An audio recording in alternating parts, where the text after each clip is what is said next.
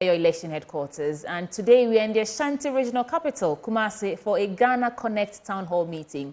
We want you to make your voices count in the crafting of manifestos for election 2024. And we will be live from Edum Presby Church's premises later today at 3 p.m. But right now, Blessed Soga is standing by to give us a feel of the mood there as we speak. Let's go over now to Blessed Soga. Welcome to the Ashanti Regional Capital, Kumasi, where, of course, we're bringing you this special edition of the Ghana Connect Town Hall, which will be starting in a few hours from now. What we plan to do is to connect with the electorate in partnership with the Star Ghana Foundation here at the Town Hall, which will be happening just right behind me, the Paul Kofi Fenton Conference Hall, where, of course, we're expecting people from diverse fields of life coming into the hall and sharing their accounts on what the political parties need to consider in terms of their policies going into the 2024 general elections. Now, Star Ghana Foundation, together with the election headquarters, the multimedia group as a whole, is indeed embarking on this journey. We started off with the previous edition up north in Tamale, where of course we had many accounts and concerns from citizens and the electorate on what the political parties should be considering going into the 2024 general elections. Is the reason for which we're here again in the Ashanti Regional Capital,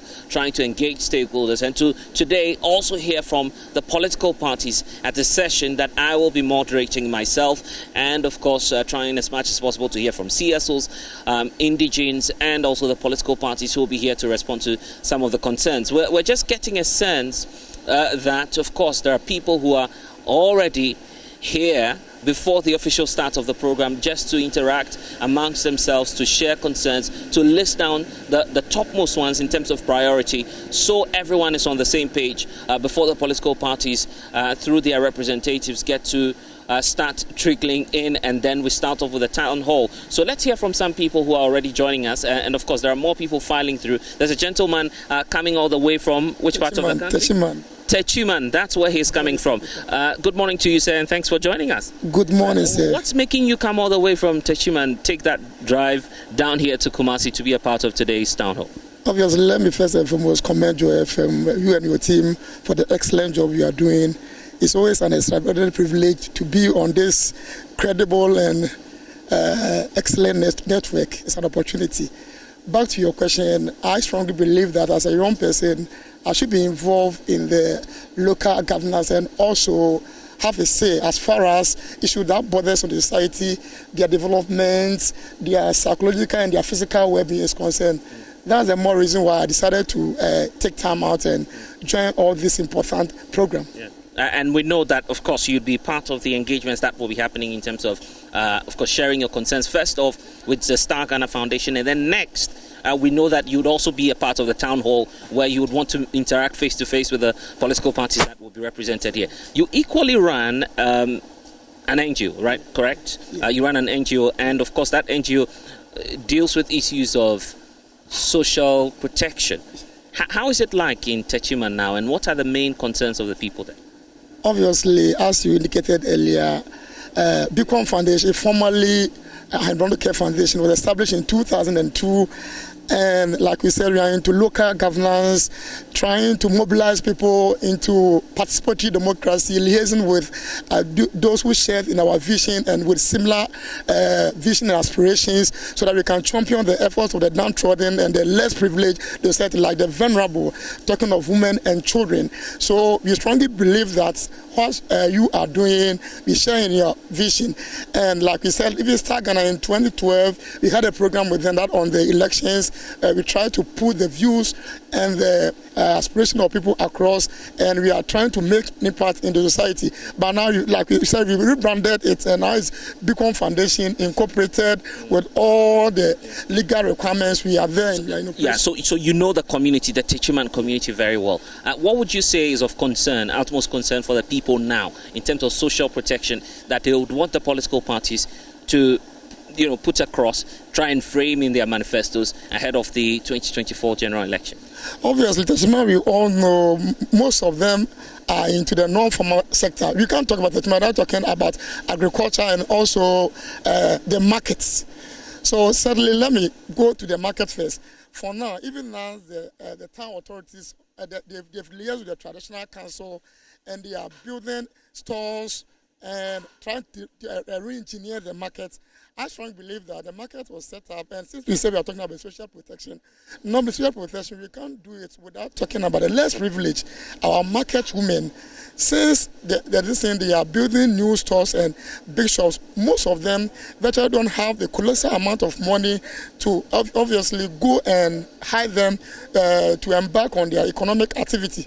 So I strongly believe that looking forward, if the political parties, they can try to put into their manifesto, once they are re-engineering the market, they shouldn't only look at those who have the bigger amount of money to buy the stalls or to rent them. They should make provisions for those who are less privileged. So obviously they can still be part of the market. And so possibly you're looking at subsidies, is that, or maybe a redesign? Redesign, like re-engineering, and the subsidy will help. For that one, I'm not about. I should commend the current MP, Honorable Matajime Nsekwasa. He has single-handedly chosen to have a special fund from his own coffers, and it's a revolving fund. And he has liaised with what you call a BASOD. BASOD happens to be the Catholic Credit Union. So when the market women, they go in group and they are well recognized, he just gives them a revolving fund with a less interest. And when they pay the principal, others who will get the fund. So you feel this is something that should be replicated at the national level? Obviously, it should be replicated at the national level. And back to the market, I'm still talking about market. Always when you read the budget, we keep on giving big economic jargons that even some of us we claim to have been in school find it very difficult to comprehend. So I always keep asking myself, what are we doing to the local market?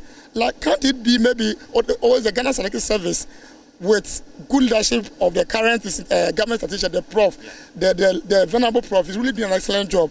So can there be a situation whereby the whole Ghana, we can have a one price regime? Okay. And like the inflation rate, maybe they can check Tachima market, Kumasi market, Agulesi market, and other big markets. There are products that we can't do without. I was once in a conversation with one allergy, and he had been to Egypt. And we said that even when they are reading the budget, since bread is one of their staple food, they can't do without. The government can come out and say that for bread, or looking at this, Ghana, we all eat, there are some staple that we can't do without. We all eat banku, we all eat rice. So there are some key food stuff for market, but that obviously, in order to help by way of trying to salvage or protect the vulnerable, they can say that, for the next 6 months or 1 year, this will be the limit.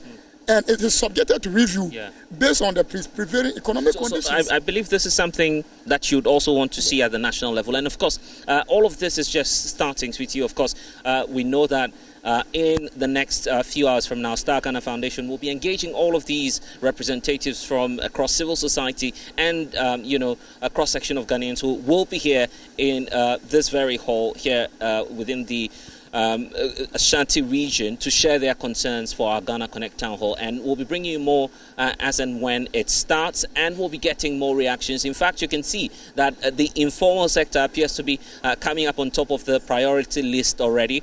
All of that and more coming your way shortly. We'll be giving you updates here on the Joy News channel. Blessed Sugam, live from the Ashanti Regional Capital, Kumasi. Please stay on the Joy News channel.